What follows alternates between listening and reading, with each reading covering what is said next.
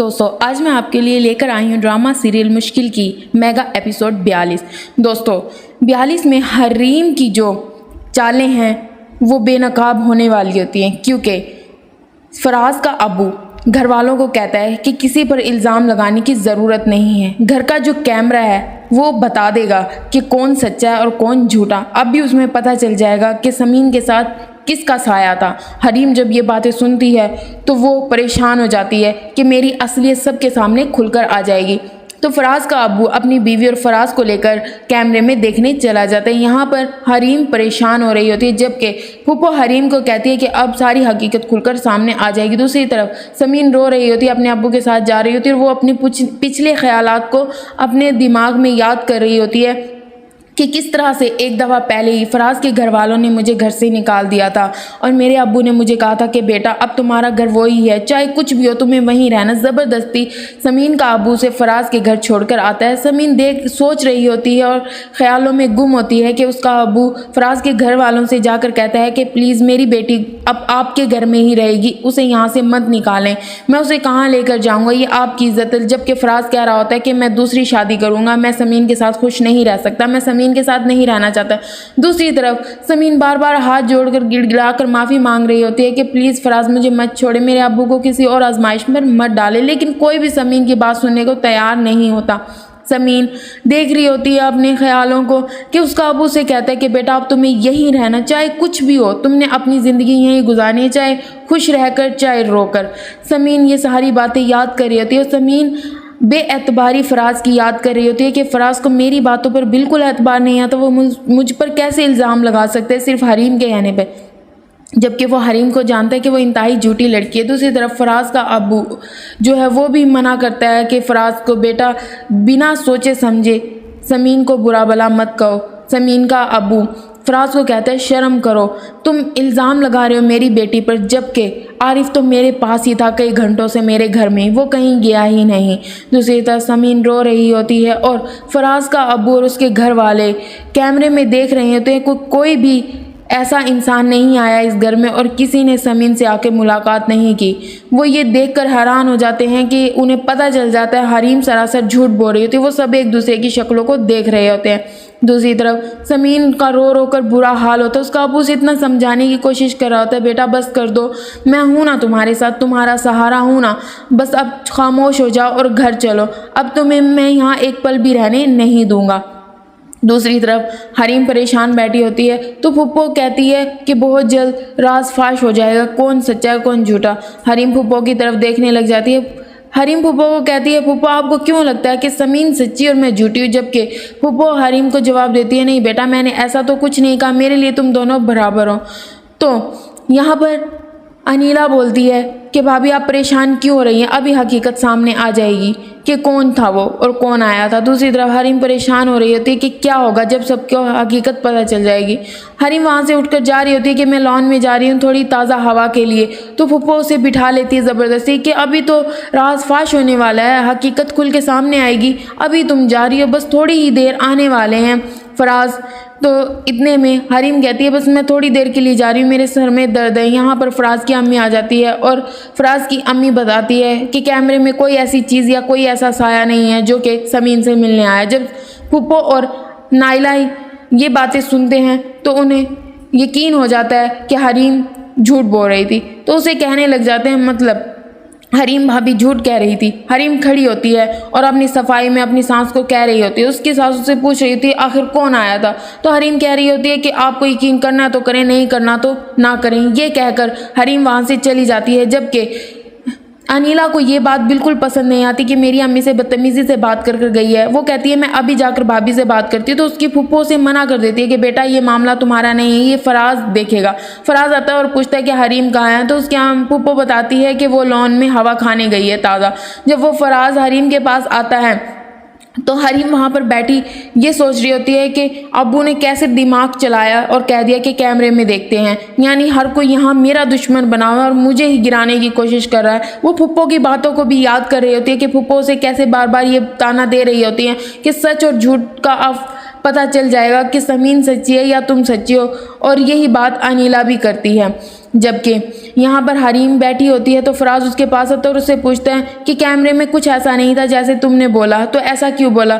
हरीम वहाँ ड्रामे करने लग जाती है और कहती है मेरा किसी को ख्याल नहीं है, जब से असफंद इस दुनिया से गए हैं कोई भी आकर मेरी खैर खबर नहीं लेता, मेरे पास 2 मिनट बैठता नहीं। फराज उससे कहते हैं मैं पूछ क्या रहा हूँ, आप जवाब क्या दे रही हैं। दूसरी तरफ फराज की फूफो कह रही होती है कि मुझे तुम्हारी बड़ी बहू बिल्कुल ठीक नहीं लगती, लेकिन समीन एक बहुत अच्छी बच्ची है और वो समझदार है। लेकिन फराज की अम्मी को कुछ समझ नहीं आ रहा होता। दूसरी तरफ फराज बार बार हरीम से पूछ रहा होता सच बता दें ये सब आपने क्यों किया, लेकिन हरीम अपने ड्रामों से बाज नहीं आ रही होती और कह रही होती है जो मैंने अपनी आंखों से देखा वही आप लोगों को बताया। मतलब वो इंतहाई ढीठ लड़की है, वो सच बोलना ही नहीं चाहती और वो अपनी झूठ पर अड़ी होती है।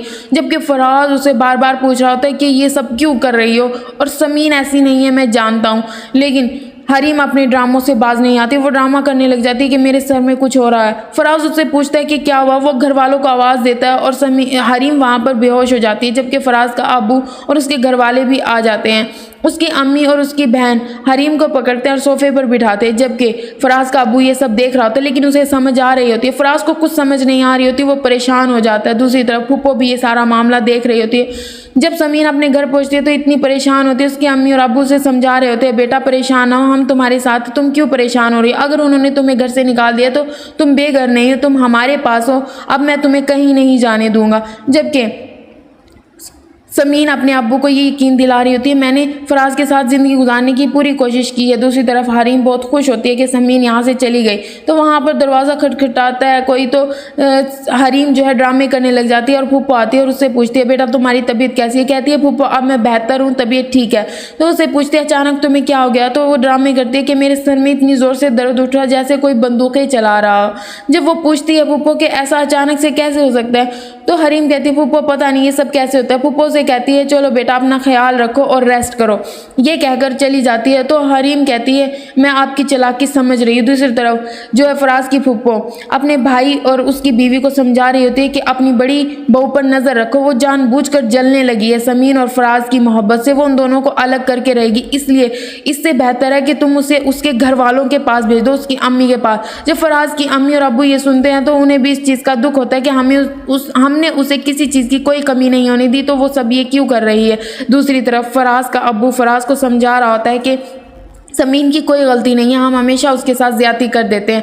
तो फराज अपने अब्बू से पूछता है क्या मुझे उसको लेने जाना चाहिए। फराज का अब्बू से कहता है बिल्कुल। ये सारी बातें हरीम भी सुन रही होती है, उसे बहुत जलन हो रही होती है कि फराज को मैं किसी सूरत भी समीन के पास नहीं जाने दूंगी और मैं समीन को इस घर में हरगिज नहीं आने दूंगी। लेकिन फराज रो रहा होता है और कहता है अब्बू मैंने इस रिश्ते को निभाने की पूरी कोशिश की है, लेकिन मैं क्या करूँ, जब भी मैं उसके पास जाने की कोशिश करता हूँ, उसे मोहब्बत करने की कोशिश करता हूँ, कुछ ना कुछ ऐसा कर देती है जिसकी वजह से ये सब होता है। लेकिन फराज का अब्बू से समझाता है कि इसमें समीन की कोई गलती नहीं है, जो कुछ हो रहा है पता नहीं ऐसा क्यों हो रहा है, लेकिन तुम्हें उसे मौका देना चाहिए, उसको लेकर आओ घर और उसके घर वालों की भी ये परेशानी दूर करो। जब भी होता है समीन के साथ ही गलत होता है, लेकिन वो बहुत अच्छी बच्ची है, उसकी बेगुनाही की गवाही तो मैं भी देता हूँ। दूसरी तरफ फराज की फूफो फराज की अम्मी को समझा रही होती है कि मुझे जो घर में हो रहा है ये ठीक नहीं लग रहा, तुम्हारी बड़ी बहू जो है उसके लक्षण मुझे ठीक नहीं लग रहे, वो जो कुछ कर रही है गलत कर रही है और वो सब फराज की तवज्जो हासिल करने के लिए कर रही है। मुझे लगता है कि वो समीन को फराज की ज़िंदगी से निकाल कर उसकी ज़िंदगी में खुद आना चाहती है। जब फराज की अम्मी ये सुनती है तो